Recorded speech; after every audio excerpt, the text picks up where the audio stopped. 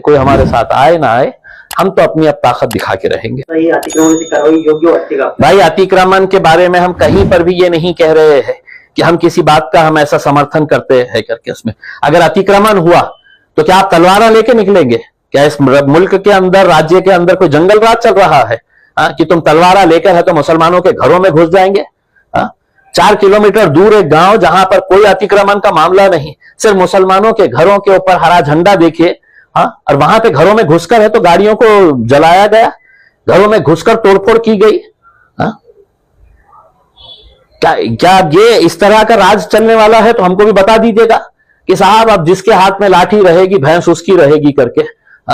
तो हम भी कोई कमजोर नहीं है, हम भी लाठी उठाने के लिए तैयार है अगर आप हमको मजबूर करना चाहते हैं तो। अगर पुलिस की मौजूदगी के अंदर ये गुंडा राज चल रहा है तो आप हमसे क्या उम्मीद करते बैठे हुए हैं कि हमने हाथ पे हाथ धरे बैठे रहना और देखते रहना चाहिए? हाँ हमारी बहन के ऊपर हमारे घर में है तो उनके घर में घुसकर है तो हमला किया है। बाकी हिजड़ों की तरह नहीं है हम भी है तो सरकार को, हुकूमत को, पुलिस को ये साफ तरीके से बताना चाह रहे हैं अगर आप चाहते हैं कि हथियार हमने भी उठाना चाहिए करके तो हमारे में भी उतनी ताकत है, हम उठा सकते हैं करके। देखिए मैं असद साहब का एक शागिर्द हूं मैं, यही असद साहब की बदौलत मुझे इस शहर का प्रतिनिधित्व करने का आमदार की हैसियत से मौका मिला, फिर मैं खासदार बना उन्हीं की वजह से। आज अगर उन्हें मुझे कोई हुक्म देते हैं कि तुम्हें इलेक्शन नहीं लड़ना चाहिए, तुम्हें लड़ाना चाहिए करके, तो मैं वो काम करूंगा। अगर उन्हें मुझसे कहते हैं कि जाओ तुम ये कॉन्स्टिट्यूएंसी के अंदर जाके लड़ो, मैं वो काम करूंगा उसके अंदर। क्योंकि मेरे जिन्होंने मुझे यहां तक इस मुकाम तक पहुंचाया, मैं उनकी इज्जत करता हूं, उनके हुक्म का पालन करेंगे।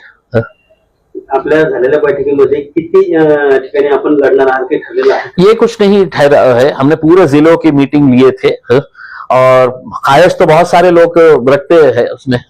हमको ये भी समझ में आया कि कहीं सारे जिले के अंदर है तो बॉडीज जो है वो अचानक एकदम एक्टिव हो गई है, वो इलेक्शन लड़ना चाह रहे हैं करके। तो अचानक जो एक्टिव हो गए हैं उनको बोलेंगे कि अभी आपको और 5 साल मेहनत करना पड़ेगा। जो 5 साल से मेहनत कर रहे हैं उनको हम बिल्कुल कंसिडर करेंगे उसमें। वहां पे अच्छे कैंडिडेट्स अगर आएंगे और कोई भी जाति धर्म मजहब का हो, अच्छा कैंडिडेट अगर रहेगा तो हम बिल्कुल उतारेंगे मजलिस की तरफ से।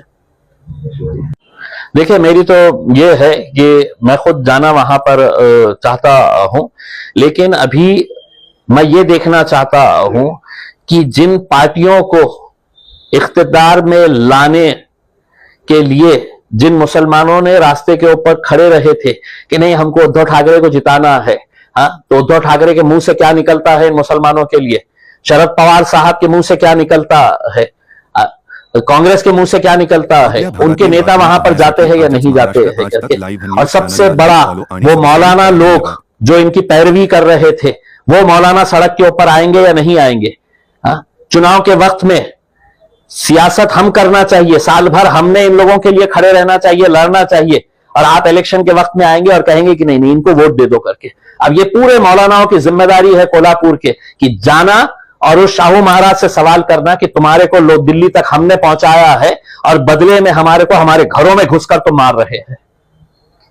देखिए पुलिस ने वहां पर भारतीय जनता पार्टी और एकनाथ शिंदे की शिवसेना के कार्यकर्ता की तरह काम किया है। वहां पर उस वर्दी को शर्मिंदा किया है जिस वर्दी के अंदर आईपीएस ऑफिसर्स और सीनियर ऑफिसर्स वहां पर खड़े हुए थे। उसमें उतार दीजिएगा, वो वर्दी उतार दीजिएगा, भगवा चोला ओढ़कर राजनीति के अंदर आइएगा, लेकिन जब तक वो वर्दी है तो उसका सम्मान और इज्जत करते हुए जो ड्यूटी जिसकी कसम खाए है आपने कि हम देखेंगे नहीं कि कौन सी जात का क्या है करके, जहां पर भी लोगों के साथ नाइंसाफी पुलिस की मौजूदगी के अंदर इस तरह की गुंडागर्दी चल रही है, तो हम तो ये सवाल करेंगे फडणवीस साहब, एकनाथ शिंदे साहब बताइए, अजीत पवार साहब बताइएगा कि किसने पुलिस वालों के हाथ बांध के रखा था?